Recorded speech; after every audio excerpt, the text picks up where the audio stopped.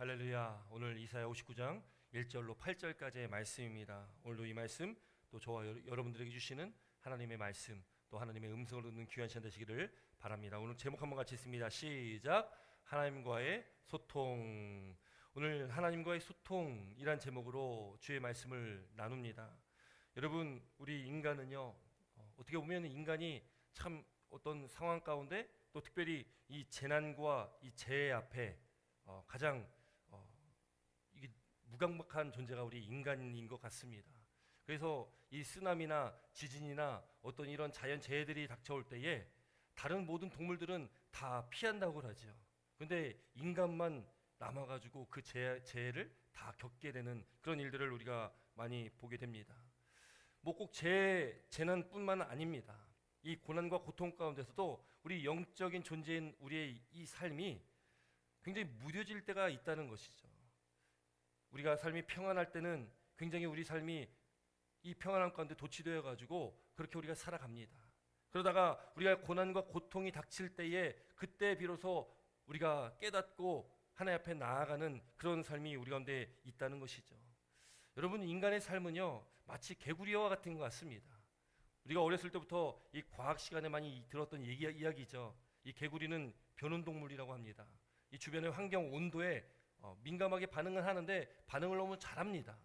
그래서 이 냄비에 물을 넣고 개구리를 거기다 넣고 이 불을 살살살살 키워서 물을 끓이면 개구리가 어떻게 됩니까? 거기서 나오지 않고 따뜻하다 하다 결국 어떻게 됩니까? 개구리가 거기서 그냥 죽게 되어지는 거죠. 여러분, 우리 인간은 개구리와 많이 다르겠지만 그러나 인간도 개구리와 같은 그런 습성이 좀 있긴 있는 것 같습니다. 그래서 우리 인간은 어떻습니까? 건강을 잃고 나서 그 건강의 소중함도 깨닫게 됩니다. 또 이 인간의 욕심과 탐욕 가운데 이 자연이 훼손되고 또 오늘날의 이 기상 이변이 일어나면서 다시금 우리가 이 자연의 소중함을 깨닫게 되어지는 것, 그것이 우리 인간의 삶인 것 같습니다. 평안할 때 우리가 하나님께 감사하고 하나님 말씀 안에서 우리가 살아가야 되는데 평안할 때는 우리가 하나님 가운데 하나님 안에 우리가 살지 못할 때가 참 많은 것이죠. 하나님의 필요 없어질 때가 참 많은 것입니다. 그저 내 생각대로 내 뜻대로 살아갈 때가 참 많은 것이죠. 그러다가 이 고난이 닥칠 때, 어려움이 닥칠 때 그때 정신이 바짝 들게 되는 거죠. 여러분, 우리 인간은요 그렇게 어쩌면 우리가 영적으로 굉장히 무디게 살아갈 때가 참 많이 있는 것 같습니다. 그러다 보니까요 오늘날 우리가 살아가고 있는 이 시대 속에 몇몇 나라 빼고서는 우리가 예수님 믿는 것에 대해서 큰 핍박도 환난도 없습니다. 너무나 평안함 가운데 예수님을 믿고 살아간다는 것이죠. 그래서 이제는 우리에게 이 예수 믿는다는 그 고난과 고통이 그렇게 크게 느껴지지 않으며 우리가 살아가게 됩니다. 그러나 이 시대에 우리를 위협하고 우리 믿는 자들에게 교회에 위기를 주는 것이 있습니다. 그것이 뭐냐면 우리 역사 속에 이 시대 사조라고 합니다. 이 시대 사조라는 이 시대 사상들이 있죠. 여러분, 그 시대 사상들이요 우리 생각 가운데 우리 삶 가운데 우리가 모르는 사이에 침투를 하게 됩니다. 그것이 교회와 성도들의 삶 가운데 침투를 하게 됩니다. 그걸 다른 말로 바꾸면 교회가 세속화된다, 성도들이 세속화된다, 이렇게 우리가 또 말할 수가 있는 것입니다. 여러분, 14세기가 들어가서 14세기 1400년도쯤에 이제 그때의 이 봉건 제도라는 이 왕권 제도가 몰락하게 되고 이후에 이제 14세기부터 16세기까지 이 르네상스라는 우리가 역사 시간에 배웠던 그런 이 사상들이, 그런 일들이 일어나게 됩니다.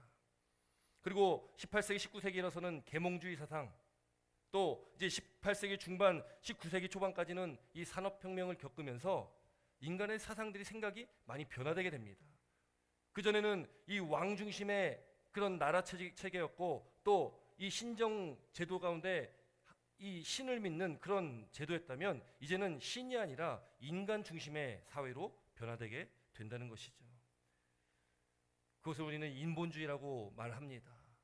인본주의 사상 가운데 우리는 이제는 신이 더 이상 필요 없고 인간의 능력이면 다 할 수 있다. 그것이 이제 산업혁명을 겪으면서 그것이 우리가 만든 이 과학과 기계 문명을 통해서 우리의 모든 꿈과 우리가 소망하는 것들을 다 만들어 낼 수 있다. 그런 사상들이 우리 인간 가운데 깊이 새겨들게 된다는 것이죠. 이런 시대 사상들이 이 시대 사조들이 만연했다는 것입니다. 그렇게 시간이 흘러 우리 역사 속에 1차 세계대전, 2차 세계대전을 겪고 또 수많은 전쟁들을 겪으면서 이제는 우리가 지금은 포스트 모더니즘이라는 그런 시대를 살아가고 있습니다. 이 포스트 모더니즘 통해서 이제는 이 전쟁들을 겪으면서 인간의 그 한계를 깨닫게 됩니다.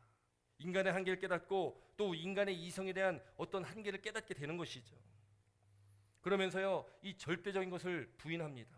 상대적이고 또 다원화된 그런 절대성과 획일성을 다 부인하고 상대적이고 모든 것을 용납할 수 있는 그런 것들을 더 이야기를 하게 됩니다.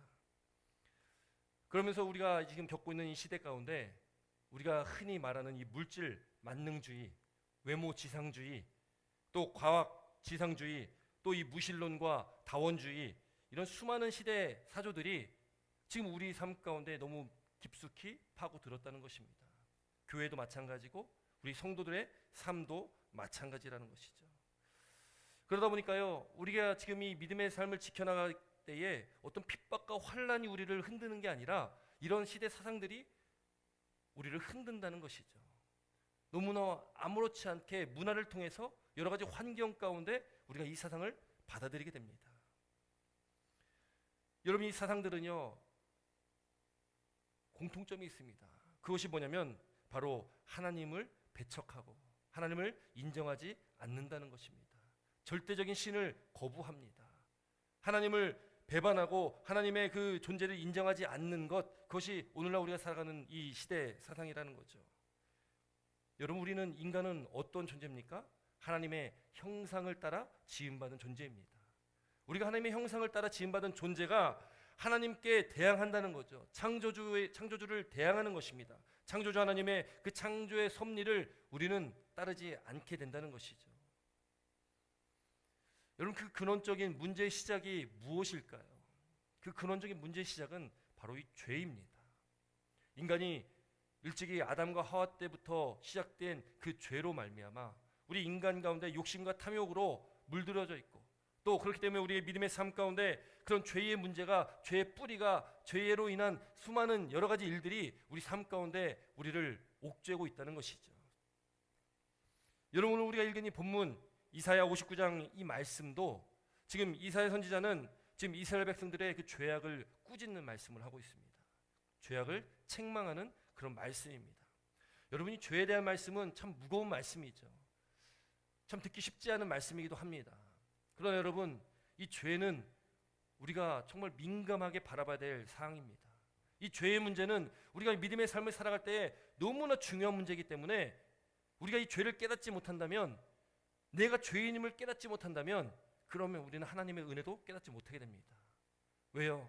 이 하나님의 은혜는 우리가 죄인임을 깨달을 때에 그 은혜를 우리가 깊이 깨달을 수가 있거든요.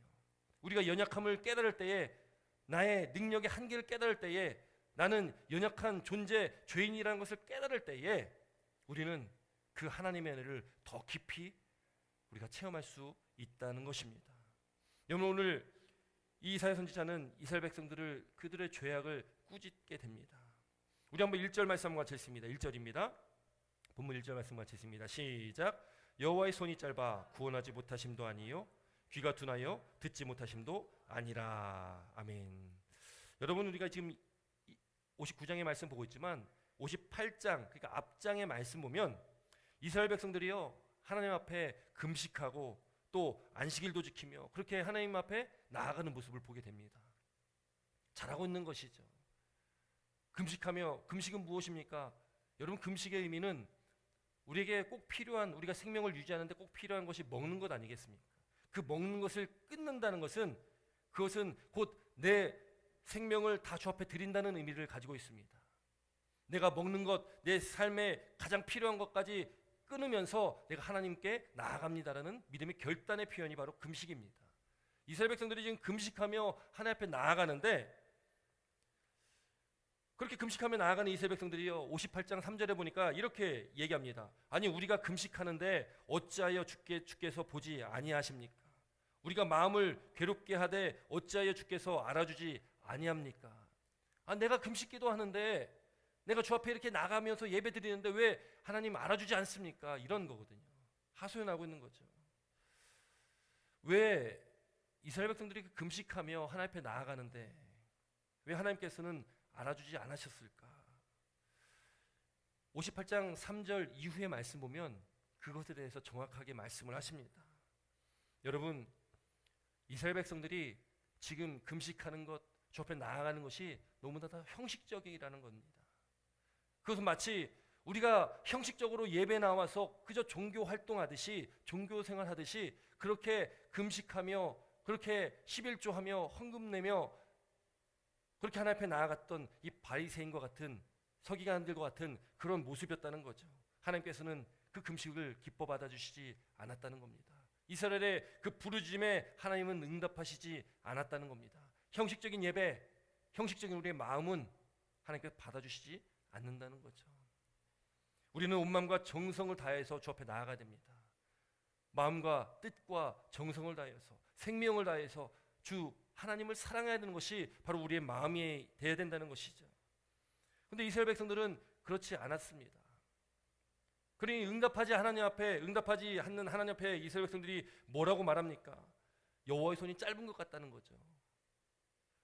여호와께서 손이 짧고 능력도 없기 때문에 우리를 구원하지 못하신다는 겁니다. 여호와의 귀가 둔하여서 듣지도 못하신다라고 이스라엘 백성들이 생각한다는 겁니다. 하나님에 대해서 과소평가하는 거죠. 거기에 대해 이사야 선지자는 하나님의 말씀을 전합니다. 여호와의 손이 짧아 구원하지 못하심도 아니요 귀가 둔하여 듣지 못하심도 아니라는 거죠. 여러분, 하나님은 이 모든 천지 만물을 창조하신 하나님이십니다.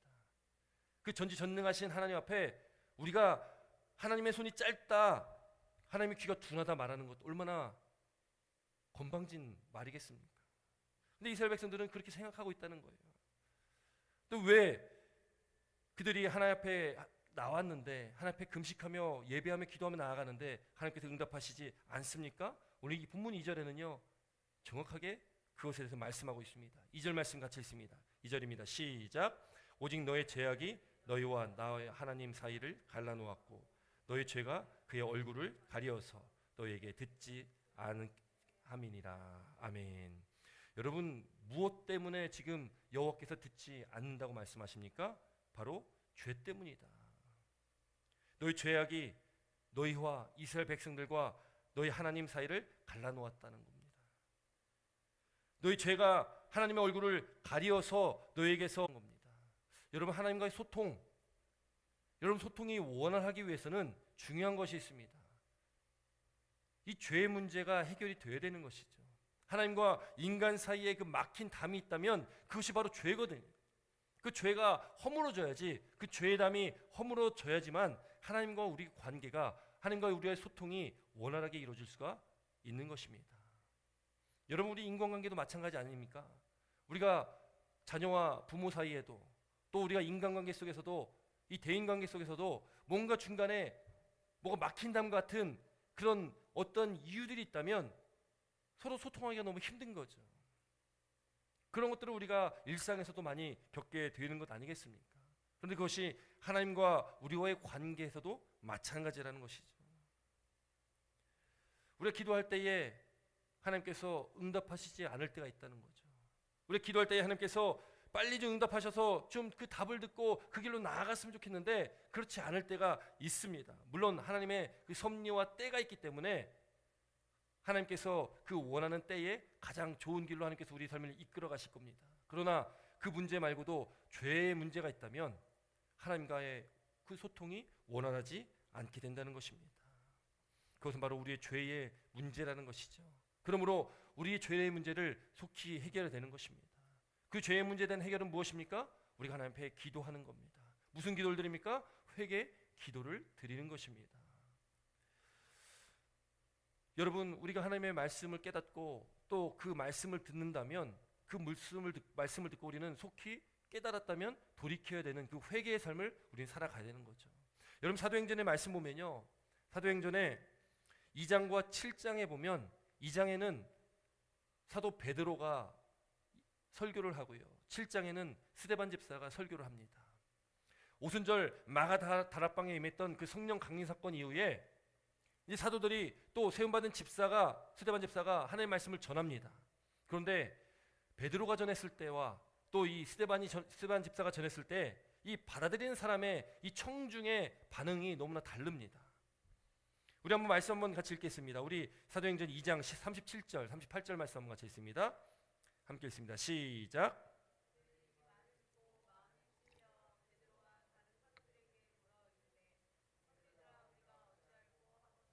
베드로가 이르되 너희가 회개하여 각각 예수 그리스도의 이름으로 세례를 받고 죄 사함을 받으라. 그리하면 성령의 선물을 받으리니. 아멘. 연 베드로가요 성령의 충만함을 받고서 그가 어떤 사람입니까? 예수님을 3번 부인하고 마지막에는 저주까지 했던 사람이거든요. 그런데 그가 성령 충만함을 받고 난 이후에 그는 이제 목숨을 걸고 주의 복음을 전합니다. 그가 설교했을 때에 그 말을 듣고 마음에 찔려했다는 거죠. 수많은 사람들이 마음에 찔려했다. 그러니까 그 모인 청중들이 어떻게 반응합니까? 우리가 어떻게 해야 됩니까? 우리가 어떻게 해야 됩니까?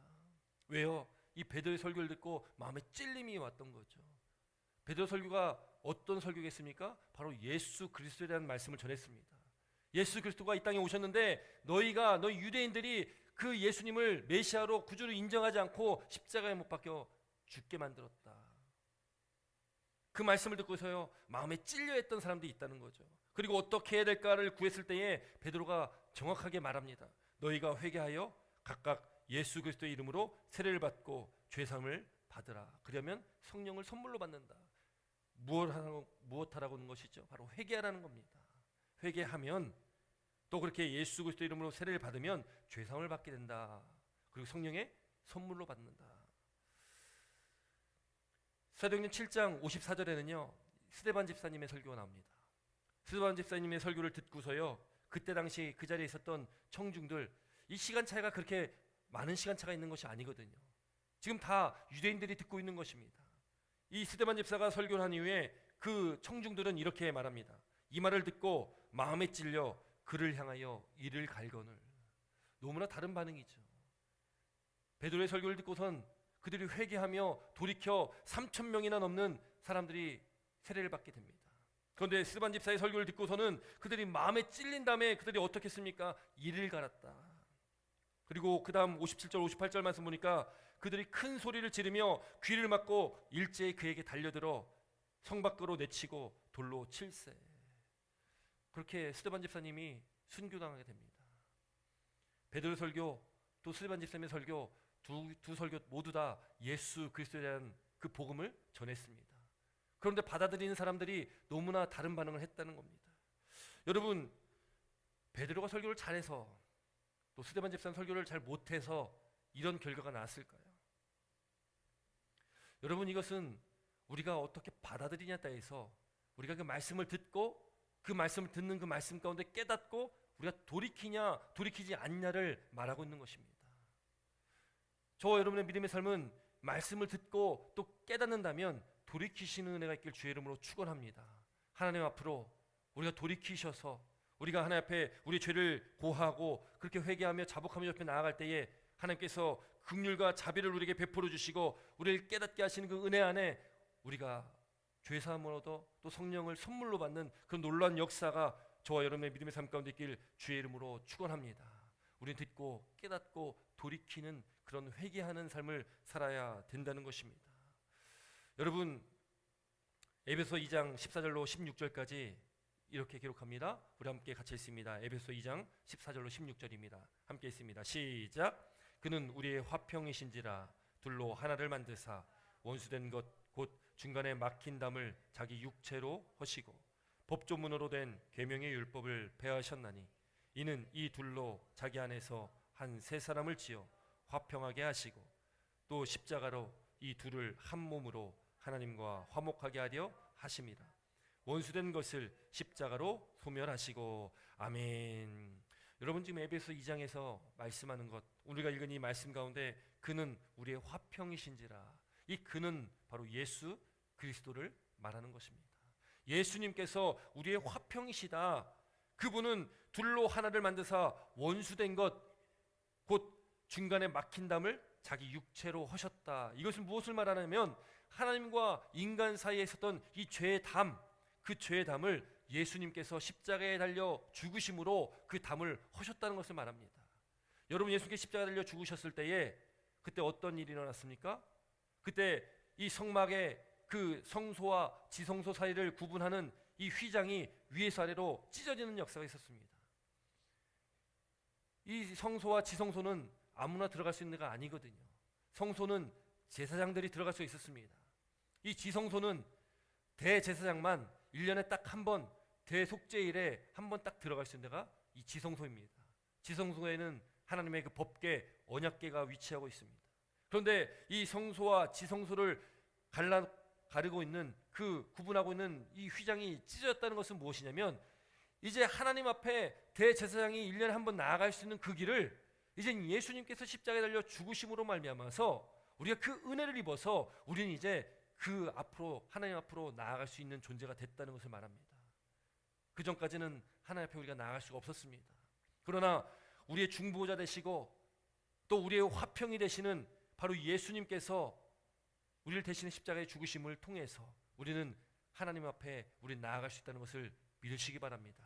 그래서 우리는 예수 그리스도의 이름을 믿는 저와 여러분들은 하나님 앞에 나아가게 되는 것입니다. 그래서 우리는 이제 우리 안에 성령이 우리 안에 거하시고 또 성령이 우리 안에 거하심으로 우리가 주님께서 예수님께서 우리 안에 거하시고 또 하나님께서 우리 안에 거하심을 우리는 깨닫게 되는 것입니다. 그것을 믿고 우리는 살아가게 된다는 것이죠. 하나님 앞에 나아갈 수 없는 우리 죄인이 또 그 안에 막혔던 그 죄의 담이 바로 예수님께서 그 담을 헐어주심으로 우리는 중보자 되신 예수님을 통해서 하나님 앞에 나아갈 수 있다. 그래서 우리는 기도할 때요 마지막에 예수 그리스도의 이름으로 기도합니다라고 하는 이유가 있는 것이죠. 예수의 이름으로 우리는 하나님 앞에 나아가고 예수님께서 우리의 중보자 되셨기 때문에 그 이름으로 우리는 하나님 앞에 기도할 수 있게 되어진 것입니다. 여러분, 주님께서는 그렇게 하나님과 우리 사이에 그 담을 헐어주셨습니다. 죄의 문제를 해결해 주셨다는 것입니다. 그래서 우리 죄는 바로 예수님께서 흘리신 그 십자가의 보혈의 피, 그 피로 우리는 깨끗해 되어지는 것입니다. 그래서 우리가 회개 기도할 때에 그렇게 늘 기도하지 않습니까? 예수님의 그 흘리신 피로 우리 죄를 사하여 주시옵소서. 우리가 예수님의 피를 의지하며 나아가는 것이거든요. 그 피로 우리는 죄사함을 입게 되는 것입니다. 왜요? 저와 여러분들이 내가 죽어서 피를 흘려야 되는 것을 예수님께서 대신 흘려주셨기 때문에 우리는 그 주님의 은혜 안에 우리는 하나님 앞에 나아가며 또 우리가 회개하며 자복하며 나아갈 때에 우리의 죄를 깨끗이 사해 주시는 것입니다.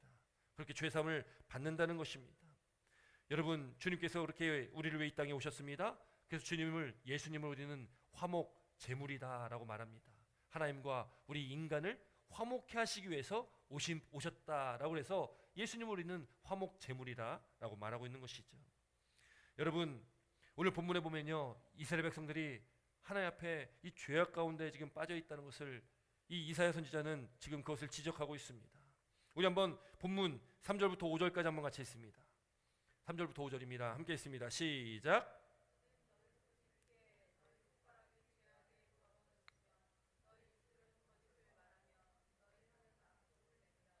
공의대로 소송하는 자도 없고 진실하게 판결하는 자도 없으며 허망한 것을 의뢰하며 거짓을 말하며 악행을 잉태하여 죄악을 낳으며 독사의 알을 품으며 거미줄을 짜나니 그 알을 먹는 자는 죽을 것이요 그 알이 밝힌즉 터져서 독사가 나올 것이니라. 아멘.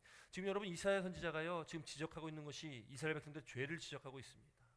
개인적인 죄 또 공적인 그 죄까지도 지금 말하고 있는 것이죠. 여러분 지금 3절부터 읽은 5절까지 읽은 이 말씀을 보면요 여러분 이사야 선지자가 살았던 그 시대나 지금 우리가 살아가고 있는 이 시대나 사실은 별반 차이가 없습니다. 지금도 여전히 아니 오히려 어쩌면 더 지금 이 시대가 그 죄악 가운데 더 만연한 이 죄가 만연한 그런 시대를 우리가 살아가고 있다는 것이죠. 지금 이사야 선지자가 지적하고 있는 죄는 하나님께 택하신 그 선민이라고 하는 이스라엘 백성들, 그 이스라엘 백성들의 죄를 지적합니다. 그들이 그 죄악으로 더러워졌고 그들의 입술에는 거짓이 있고 그 혀에는 악독이 있다. 또 공의대로 소송하는 자도 없고 진실하게 판결하는 자도 없다. 이 정의대로 판결하는 자가 없다는 것입니다. 이 시대가 이 죄악으로 더러워졌고 또 수많은 악들이 횡행하며 또 정의가 사라진 이 시대들, 그렇게 거짓과 악행이 만연한 그런 시대를 오늘날 우리도 살아가고 있다는 것입니다. 이런 시대 속에 또 수많은 앞서 말씀드렸던 여러 가지 시대 사조들, 시대적인 사상들이 이 만연한 이 시대 가운데 하나님의 거룩함을 입은 저와 여러분들이 하나님의 백성, 자녀된 우리의 삶이 어떻게 살아야 되겠습니까? 우리는 이 세상의 이 방식이 아니라 오직 하나님의 말씀 안에서 하나님의 말씀을 따라 살아가야 됨을 믿으시기 바랍니다. 하나님께 예배드린다고 그것이 다 예배도 아닐 것이고, 하나님께 나와 기도하고 또 금식하며 헌금 드린다고 그것이 온전한 예배가 아닌 것이죠. 온전한 예배는 우리의 마음으로 드리는 예배입니다. 우리가 상한 심령으로 주 앞에 나아가는 것입니다. 심령이 가난한 자가 되어서 애통하는 자가 되어서 주 앞에 우리가 나아가는 것입니다. 가난하고 애통한 심령은, 그 상한 심령은 우리 연약함을 깨닫는 심령이거든요. 내가 파산받은 존재이라고 깨닫는 것입니다. 그것은 곧 우리의 연약함을 깨닫는 것, 나의 죄악됨을 깨닫는 것, 나는 죽을 수밖에 없는 죄인이라는 것을 깨닫는 삶입니다. 그 삶을 깨닫고 우리는 하나님 앞에 나아가는 것입니다. 있는 모습 그대로, 나의 연약함 그대로 하나님 앞에 나아갈 때에 하나님께서는 우리를 용서해 주시고 하나님의 긍휼과 자비하심으로 우리 가운데 하나님께서 죄 사함의 은혜를 예수 그리스도를 통해서 주신다는 것. 그럼 우리는 하나님 앞에 늘 나아가야 됩니다. 하나님의 말씀의 법을 따라 살아가야 됩니다.